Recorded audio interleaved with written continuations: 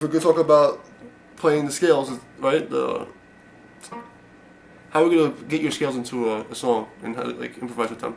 And we're going into recognizing positions you can use. So here we are, for instance, 12th fret. We know the blues patterns, right? Get used to working with those. Now you got to see those basic patterns that you remember from your regular scales, the modes. So this position, obviously, in this position. Right? Then obviously remember the Phrygian pattern. Okay, and it kicks it all together. Same thing now is that you have these recognizable patterns, right? That you can see, that you can go to. You know, okay, from this key I can go to it. Then you do the same thing with the arpeggios over the same pattern. Okay, so I know I'm going to be in this position. What arpeggios lend themselves easily right there? Yeah.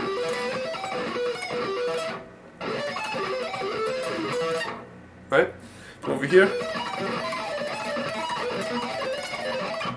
a whole bunch of different arpeggios you can fit that are in this circle. Right? Over here.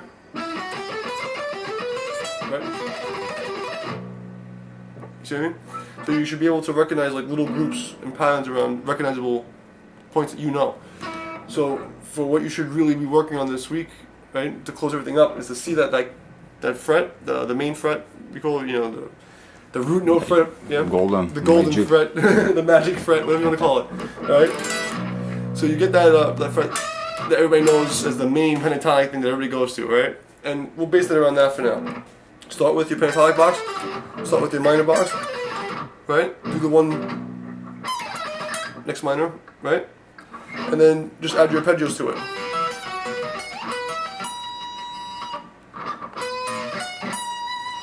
Okay.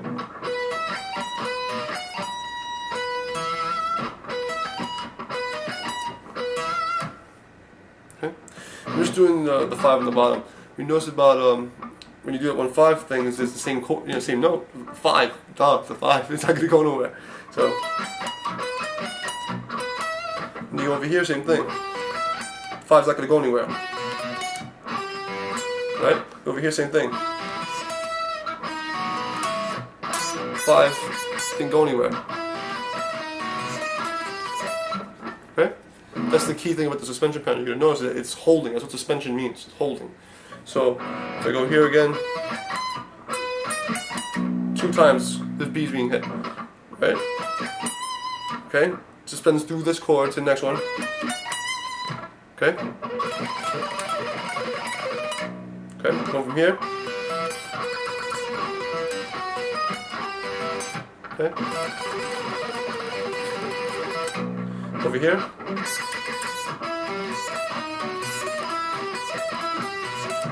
Okay.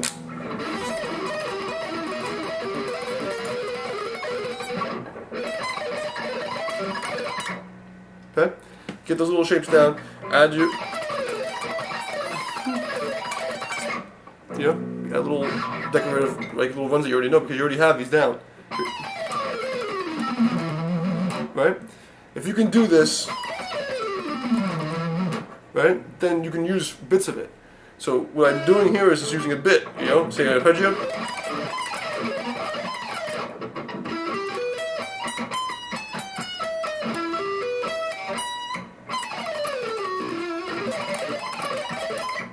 Okay? Over here, obviously you should be able to recognize the arpeggios.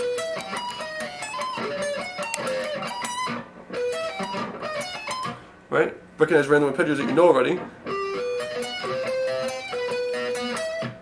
Okay? And just play around them.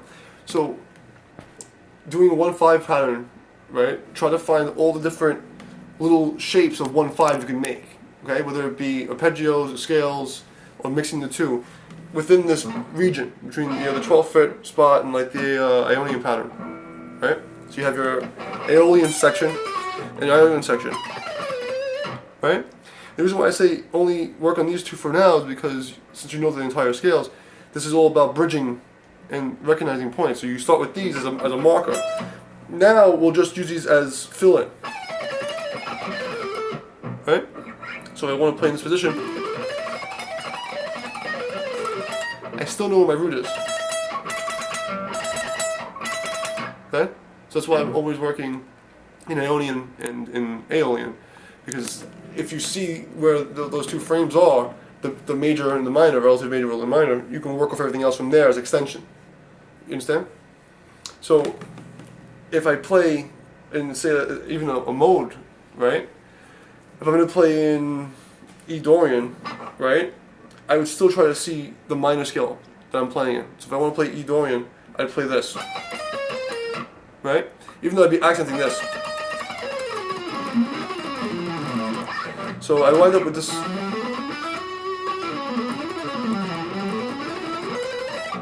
Right?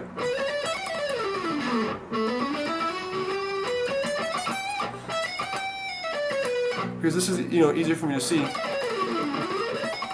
Right? Over this chord, obviously, right? Definitely has a Dorian sound. Without the chord, it doesn't sound that too Dorian. But that's the point. So again, I'm gonna just use these frames as reference for everything, and then move away from there. So because if you're sitting there, and you're trying to solo with somebody, you don't know them, you don't know what they're gonna play. You just know generally what key they're in. If you have to think through 7 different positions because you know all the modes, you're gonna have so much to deal with. You have to cut it down. So it's like, okay, I'm gonna start with this shape, just so I know where I am. I know where he's doing. I can feel him out, right? So I'll work around these 2 positions. And then once I see where I am, I see where the root notes are popping in and out, then I can start moving away and moving wherever I want, connecting in between the 2 of the relative major and minor positions. Does that make sense? Okay? So that's why a lot of times you'll see me when I solo and I'm just playing with somebody random. If you say, E minor for instance, I'll use this as this shape as a grip. Knowing where this fret is, knowing where this is the root note, right? I'll work off of that first.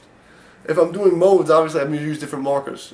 If I'm going to be using Dorian or Phrygian or whatever it is, I'm going to use a different marker, but the concept's going to be the same. I'm going to have 2 markers, right?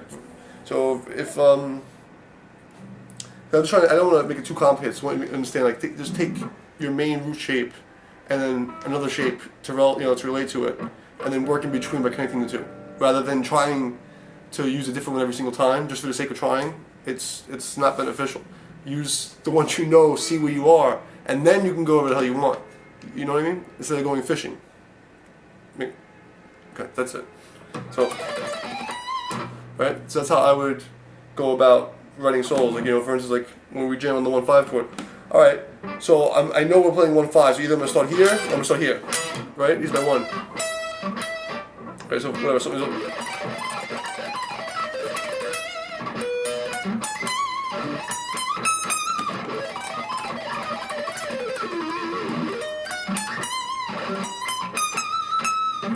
Right? This bullshit, but what I just took my 1 chord shape, add a bit from a scale, right? Go into the 5 positions, whatever. Okay? What I do is the diminished substitution thing, whatever. I always love to go through that. I don't know why, but whatever. But the point is, you're just switching back and forth in position that you know. If I would go, for whatever reason, the melody led me to being on the other side, and I feel like I'm on this position where I need the G over here.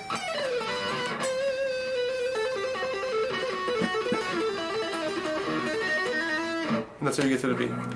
So the point is, just remember that you need to freaking get it so that you can see shapes that are very simple to recognize, and you always can go to them immediately to find out where you are. Because if someone says play in C sharp minor, right? And because you're not going to have time in your life to play 12 keys, practice them equally all single time. It's impossible. You can't, unless you are 8 years old living with your parents, or you're getting paid to play guitar. And you can't sit there practicing 12 keys equally. You know what I mean? And dedicate all your time. So the idea is that you should be able to practice techniques that can be used in all the keys, that you can easily move them around and relate. So if someone says C sharp, I go, oh, where's C sharp? Oh shit, C sharp. Okay, C sharp. There's that stupid fret again. Okay, here you go. Okay, now I have that. I have this. Okay, cool. Oh, where's the C sharp note? Oh no. Oh, great. I got a C sharp note. Now it's connected an entire section of the fretboard in less than 15 seconds, right? So now we have this much to work with. Okay? Does that make sense? So now that I know what all that is, I can start working from there. Now here's my first marker, right? easily go to the door in the fridge and move it up, move it up, move it up.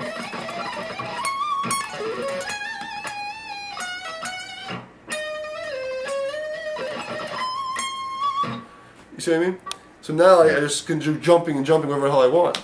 Right? Because I had the two markers. So I go A minor just for the sake of A minor. Oh shit, where's A? Here's the A bar, right? Okay, there's the A bar. Same thing. Right? Okay, crap, where's my A? Oh, here's my A. Okay, good. Now I have those two shapes, I connect them together. Okay? Now I know why I'm there. Keep going until, infinitum, connecting, because I see my two parts and the interconnecting pieces.